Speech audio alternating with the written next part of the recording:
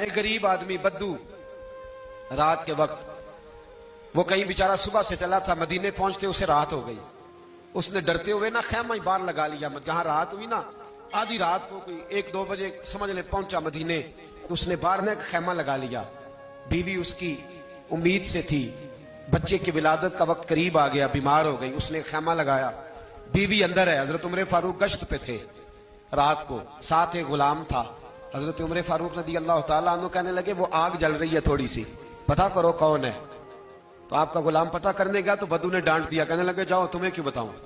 हजरत उमर खुद गए, कहने लगे मुसाफिर भाई बता तो सही। कहने लगा जी छोड़े, मैं आपको क्यों बताऊं, मैं कौन हूं, कैसे आया हूं। फरमाया खैमे के अंदर से कराहने की आवाज आती, कोई दर्द से चीख रहा है, बता हमें बात क्या है।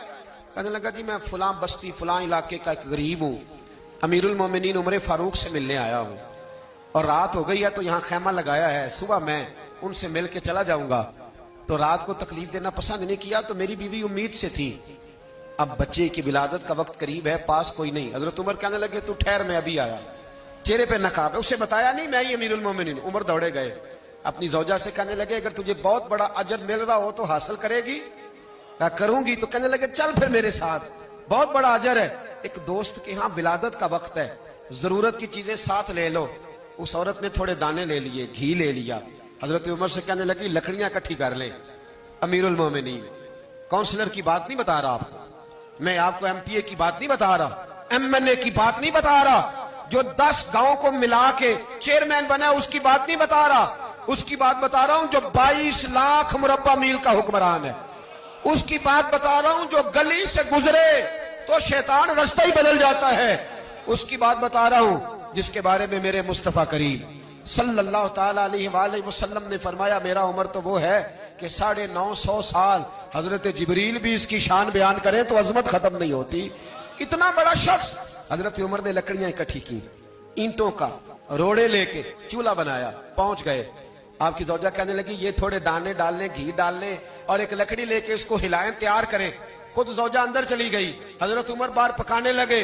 वो बद्दू कहता है मैं इस तरह का उनके साथ बिहेव करने लगा जैसे को किसी चौकीदार के साथ नहीं करता। मैंने समझा ये उमर ने चौकीदार रखे आने जाने वाले मेहमानों का। मैं कभी पानी का प्याला मांगता, कभी कोई बात, उमर दौड़े जाते, कभी पानी लाते। ओ मुसलमानों, ओ मेरे रसूल के गुलाम अजीजो, हजरत उमर फारूक। वो गुलाम कहता है मैं उमर से कहता, मैं कहता गुलाम पानी ला, तो उमर दौड़ के पानी लाते। मैं कहता तुझे घी पकाना भी आता है, पहले भी कभी पकाया है? तो उमर फरमाते कोशिश तो कर रहा हूं। मैं कहता पहले भी कभी तेरी बीवी ने ये काम किया है? तो हजरत उमर कहने लगे मुझे याद नहीं, पूछ के बताऊंगा। कहते क्या रंग था, क्या अंदाज था, क्या मुस्तफा की तरबियत थी, क्या अंदाज हुजूर ने सिखाए गुलामों को। ये किस तरह का अमीर है कि ये हंडिया पका रहा है, फूके मार रहा है एक गरीब के लिए, देहाती के लिए जिसे जानते भी नहीं।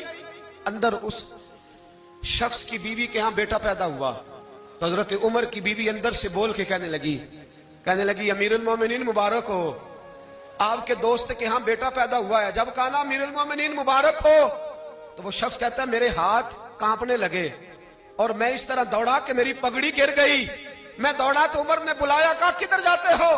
कहने लगा आप अमीरुल मोमिनीन है, आप अमीरुल मोमिनीन, आप उमर हैं, कैसर और किसरा जिसके नाम से कांपे आप वो हैं, जिसे मुस्तफा ने दुआ मांग के अल्लाह से मांगा वो वाले उमर है आप, जिसके लिए अलीउल मुर्तजा फरमाते हैं मैं रोज दुआ करता हूं वो वाले उमर है, जिसके बारे में अबू बकर सिद्दीक ने फरमाया था कि मैं अल्लाह से कहूंगा मौला जो तेरे महबूब की उम्मत के हक में सबसे बेहतर था मैं उसे खलीफा बना के, वो वाले उमर है।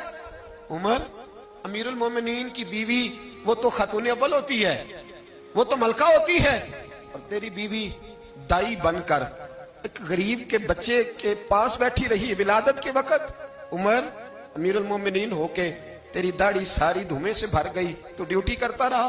तो सैयदना उमर रो पड़े और उस बद्दू को सीने से लगा के कहने लगे तुझे पता नहीं तू कहां आया है, इस शहर का पता है?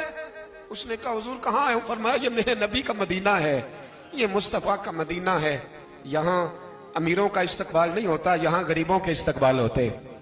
यहाँ हुजूर ने इस स्टेट पे मेरे रसूल पाक ने वो वाला रंग दिया है कि अब गरीब सर उठा के जीने लगे हैं, अब मजदूरों को इज्जतें मिलने लगी हैं, अब यतीमों ने सर उठा लिया है कि हमारा कोई सुनने वाला आ गया।